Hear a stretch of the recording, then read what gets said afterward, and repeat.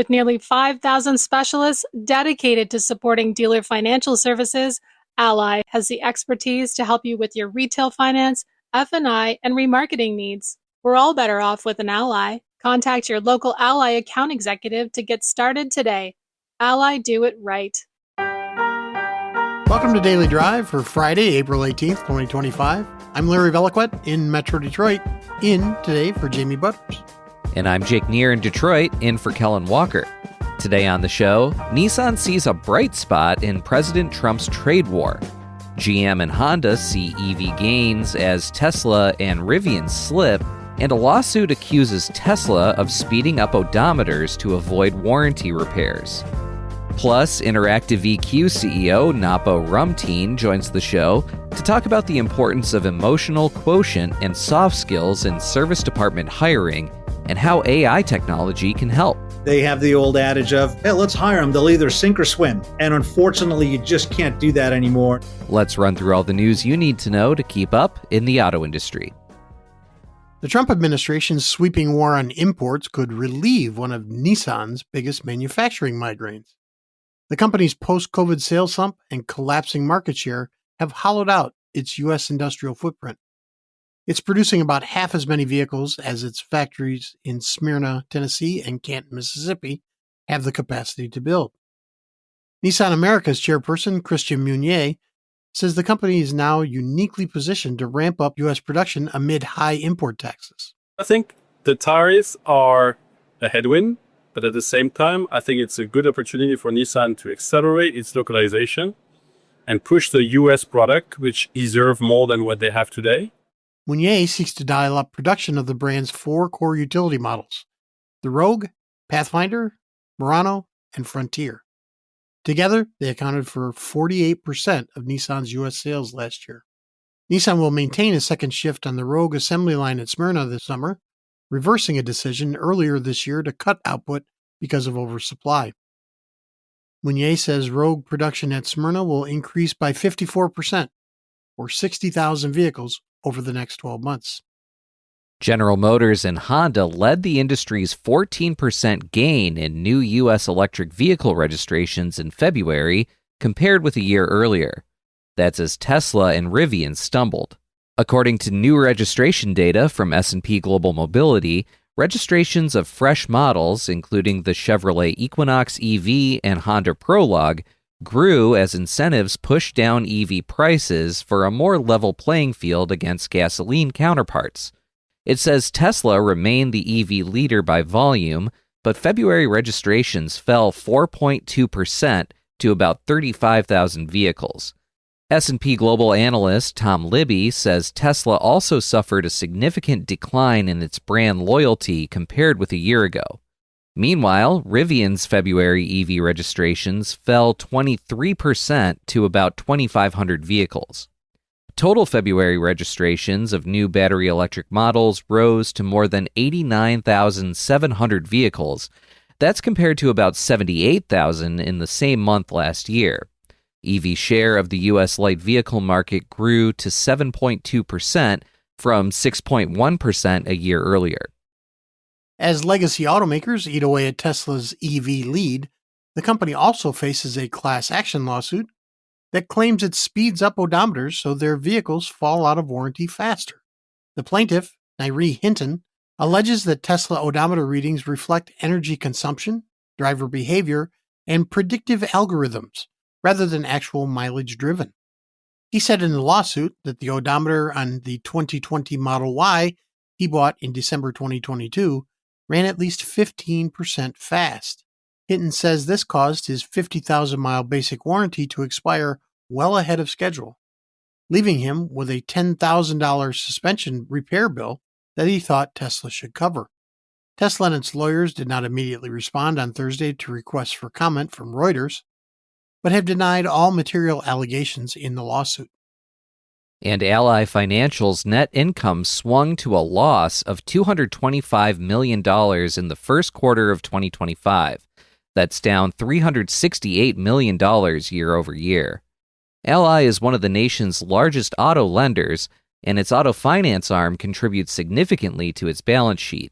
Ally's auto finance pre-tax income was $375 million in the first quarter, down $105 million year over year, in part because of lower net financing revenue.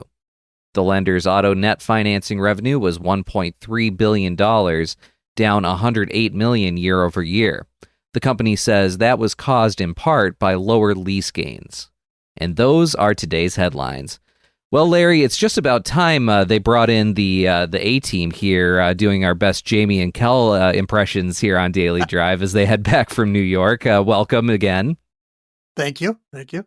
Now, every dark cloud has a silver lining, as they say, right? For Nissan, having all this production capacity in the U.S. going unused could turn out to be a blessing in disguise with President Trump's import taxes. Do you think that maybe ironically, tariffs could be a catalyst for Nissan's recovery here in the U.S.? Well, Jake, I think if this industry has learned anything from its various crises over the decades, you go back to 1979 and Lee Iacocca, right? It's always the product that's the single most important thing to get out of trouble. Go back to the K car, right? If you have better products than your competitors, customers want them and you don't have to discount so much, your factories run more efficiently, you make more money, everybody's happy. Every crisis is different, obviously. But the mistake that gets repeated over and over and over again in this industry is executives trying to cut their way back to temporary profitability when what they need to be doing is counterintuitively spending their way back into consumers' hearts with better products. And so what I think I hear you saying is that maybe this is good positioning, but it's not the answer. It's not the long-term answer to Nissan's woes. You could equate it to tripping into an ice bed, right? You still fell. Sure. You just happened to land really softly. Makes sense. Well, thanks for that, Larry. And coming up on Daily Drive, Interactive EQ CEO Napo Rumteen joins the show to talk about leveraging the latest employment assessment technology to reduce turnover in dealerships. That's next on Daily Drive.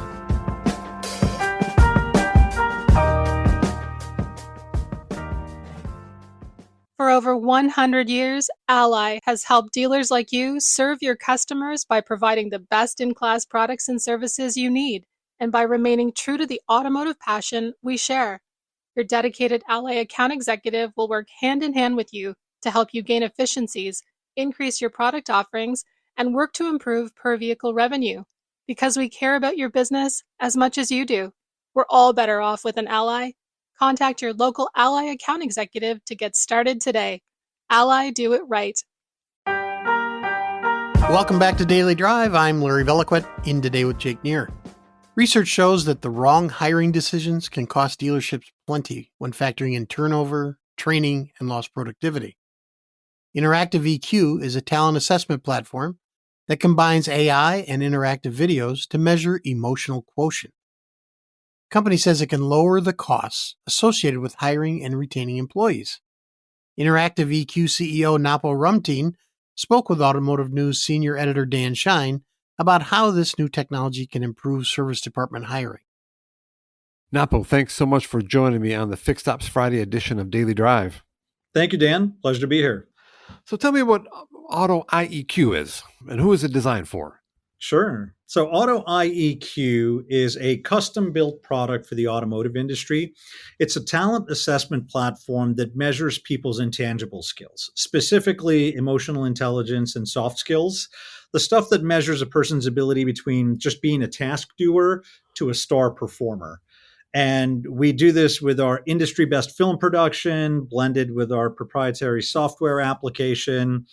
And really what separates us from others is we deliver the most immersive and realistic simulated video adventures that immerse talent into this real world business scenario and pressure tests them. Interesting. So I'm going to guess, like everything else these days, there's got to be a little bit of an AI component to this. Absolutely. With AI advancing over the last couple of years, it's really created a tremendous opportunity for us to build our proprietary AI that really reveals, not only identifies, but reveals those intangible skills associated with someone based on how they interact with the video production. So the insights that are revealed are very descriptive, detailed, and it really peels the layers of onions for an evaluator to be able to understand the talent, whether it's for a hiring decision or existing staff performance improvement. So that's how you get into those emotional quotient and soft skills is that's how you kind of dig it deeper. That is just kind of just this test and this video to kind of, again, pull more from each candidate. Yeah, we really, what we feel we've done is be able to address that enigma that's, not only has affected the automotive industry, but really any industry. And the old saying, you never know who you're hiring until they start working. Because you just don't have that experience of how they would handle themselves when they're either in front of a customer or even working with colleagues. And so what we do is we create those environments in a very realistic way with our high production quality. And in the course of that, the assessments and the Q&As are all interweaved within the story. So you're getting genuine answers on the spot and challenge a person's ability to read a room, read behavior. We gauge their sense of urgency, even their cultural fit through the experience that they go through. So let's say I'm a fixed ops director somewhere, at a single store or multi-rooftop, and I'm looking for new service advisors. Always there's a high turnover rate, customer facing, very important role in service. How can IEQ help me find the right fit? Yeah. So we started with identifying the problem. And one of the challenges that we noticed, and a consistent challenge, frankly, is if there's a recruiter at play, great, it's more of an advanced operation, but especially if there's not a recruiter involved. But normally, whoever does the first round interview, they kind of do the initial sniff test and hard skill review. They look at their experience, a candidate's experience, certification, tenure, et cetera, things that you can find on LinkedIn or look at a resume. And then they advance to meet with a hiring manager for a deep dive. And that's when that manager is supposed to really dissect that individual to see, what are they really made of? Dig on those abstract skills that frankly are very hard to determine. But we also realized not only is it a bigger challenge, but the people interviewing are at a disadvantage because they really haven't had a lot of training at being great interviewers. If you think about it, most managers, at best, they've had coaching, leadership coaching on existing staff, but not really interviewing coaching. And even if you are a seasoned interviewer, and I've interviewed thousands of people, and I spend a lot of my time and focus in doing that and having scaled some operations, both in automotive retail and SaaS, I've gotten it wrong plenty of times, and it's cost me dearly. And so that old adage of you never know who you're hiring until they start working, we felt, can we get that experience ahead of the hiring process and throw people in these scenarios so we can see what they're made of and how they make decisions at that point before we pull the trigger on whether we hire someone, or even worse, if we miss out on a really great talent that has intangible skills that we just didn't give them due diligence or a proper interview, and really be able to vet out that individual instead of learning once they're hired at the company's dime and costing us a customer or a sale or a service with the dealership. And the best way I can really explain it, Dan, is if you want to think about who are your star performers, they're the ones that if someone's coming into service, it's a heat situation and they really need to be taken care of with white gloves. Don't you put your best people in front of them, the people that can actually read their behavior, know how to set their mind at ease, and turn the experience around. Same thing on the sales side. If you have a VIP customer and you want them handled great, you put the people with the highest level of EQ and soft skills that can navigate this and deliver a great experience. And that's really what we hone in on identifying for hiring managers and also with existing staff. So obviously it's applicable to across all sectors and industries, but you have kind of a little bit of an auto focus, or at least, we're talking automotive here. Is there hiring practices in automotive worse, better, or how do you assess how automotive dealerships do when it comes to hiring? Yeah, like many organizations, it's on a spectrum. I mean, you have scenarios where people walk in and fill out an application, whether it's online or in person, and immediately they sit in front of a manager and that manager is doing an interview. Meanwhile, they're interrupted with a lot of disruptions. That interview could last 20 minutes, 15 minutes, and it's the old kind of feel that person out. So that's like one end of the spectrum where there's little maybe effort put into it, all the way to some of these operations with recruiters and do thorough vetting, and they put people through personality tests, et cetera. But none of them have been able to tap into understanding these elements of soft skills and emotional intelligence. And I don't think a verbal Q&A does it justice, nor does filling out a form describing, phrases that might describe their personality and behavior. Nothing like putting them in a real simulated environment. With the automotive industry, look, you have turnover that's around 50% on an annual basis across the board. And when you look at sales operations, it's even higher at 80% plus. I mean, those are staggering numbers. And the problem is over a $10 billion problem in replacement cost on an annual basis just in the US alone. So there's a big problem that needs to be solved. Yeah, and I think potentially if you find the right fit, there perhaps won't be as much turnover because the person that is hired likes that job and is fit for that job, where I think maybe sometimes it's a round peg in a square hole or whatever, and just kind of destined to kind of fail. Agreed. It's some have the philosophy, as I was describing, the one end of the spectrum that may take a less due diligent approach. They have the old adage of, hey, let's hire them. They'll either sink or swim. And unfortunately, you just can't do that anymore. And especially with the post-pandemic generation of over the last 5 years and, remote communication, whether it's a car transaction or email communication, reading a customer is more than just, looking at them eye to eye and firm handshake. It is really being able to understand and reading an individual in any format where you're engaged with them. And again, not only just customers, but also colleagues when you're trying to problem solve interdepartmentally. And to your point, hiring the right person, not only do they know how to solve problems, but they will help you avoid them to begin with, which creates tremendous efficiencies and saves the company a lot of money. Napo, interesting stuff. It's it's an important part of the auto retail world is getting the right people in place and making them, putting them in a position to succeed. And this is really interesting, new kind of cutting edge breakthrough here stuff. So I really appreciate that conversation. Thanks for your time. Thank you very much. That's Daily Drive for today. I'm Larry Veliquette, in today for Jamie Butters. And I'm Jake Neer, in for Kellen Walker. Thanks to automotive news journalists Urvaksh Karkaria, Lawrence Iliff, and Paige Hodder for their reporting for today's podcast. You can get the latest news on retail, manufacturing, and everything happening in the auto industry at autonews.com. Come back over the weekend for our Weekend Drive edition of the show.